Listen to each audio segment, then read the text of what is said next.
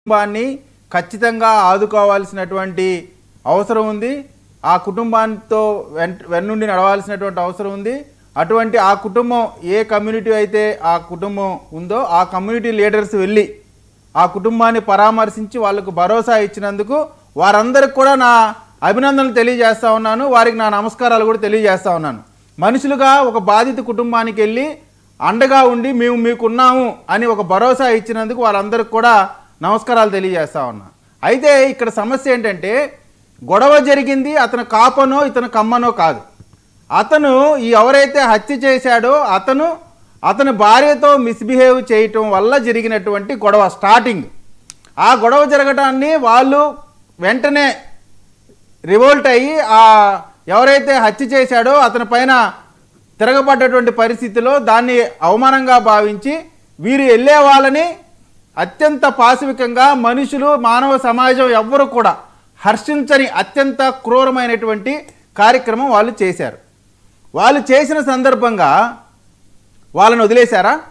పోలీసులు ఏమన్నా వాడిని ఎవడైతే హత్యలు చేశాడో అతను తెల్లారే పెళ్ళిళ్ళకి పేరెంటాలకి ఫంక్షన్లకి తిరుగుతున్నాడు. అతను ఏమన్నా జరిగిన వెంటనే అతన్ని అరెస్ట్ చేశారు. అతనితో ఆపలేదు.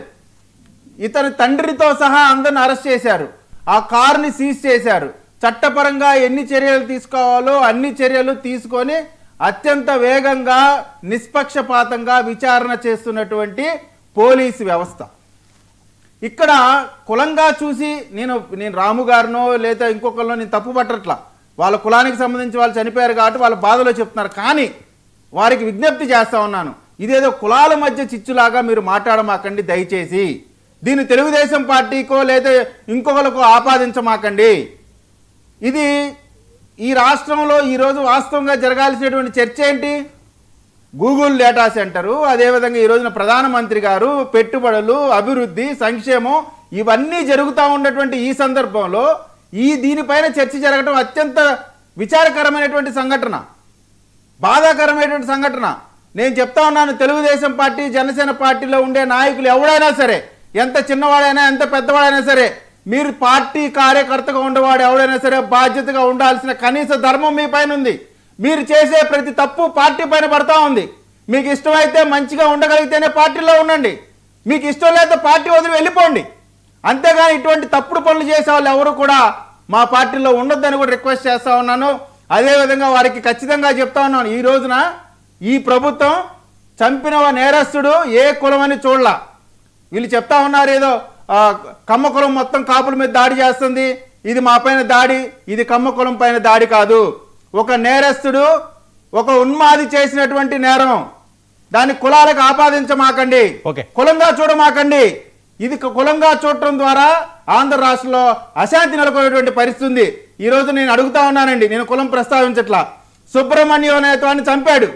చంపిన అనంతబాబు కులం చూసి ఆ కులం వాళ్ళు ఈ కులం వాళ్ళని దాడి చేసి చంపుతున్నారంటారా? వాళ్ళు ఏదో వాడు నేరస్తుడు వాడు తప్పుడు అంటారా? కాబట్టి ప్రతిదానికి రెండు కులాల మధ్య చిచ్చు లేకే విధంగా మాట్లాడటం తప్పు సార్.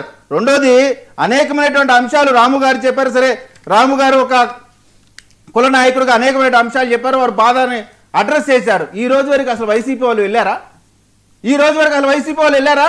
ప్రభుత్వ పరంగా చేయాల్సినటువంటి అన్ని కార్యక్రమాలు ప్రభుత్వం చేస్తుంది. ప్రభుత్వం ఏం చేస్తుంది?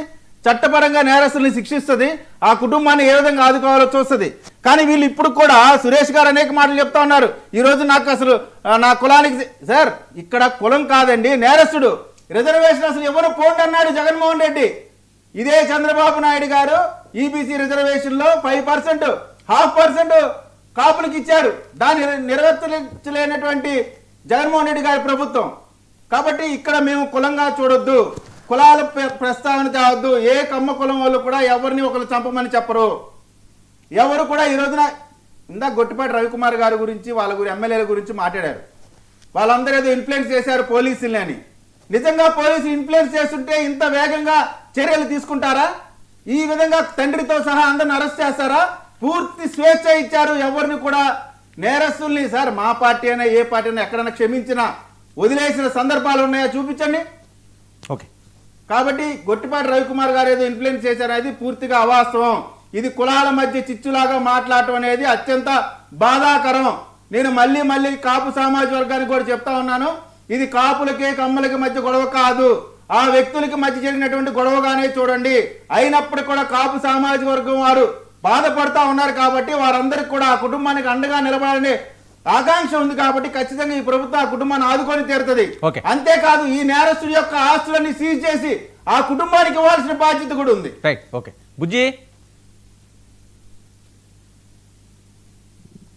వర్మ గారు నమస్తే. ఓకే, మీతో పాటు ప్యానెల్లో పాల్గొన్న వాళ్ళందరికీ నమస్తే. ముందుగా నేను చిన్న విషయం చెప్పాలి.